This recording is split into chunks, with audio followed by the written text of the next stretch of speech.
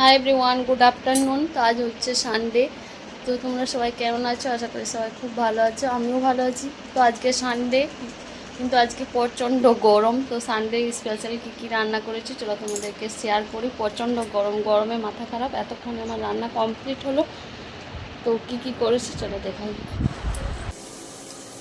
তো এই যে মাছগুলো ভাজা রেখেছি, আর এগুলো ঝোল করবো। এই যে মাছের ঝোল আজকে। আর এখানে হচ্ছে মেটের জন্য।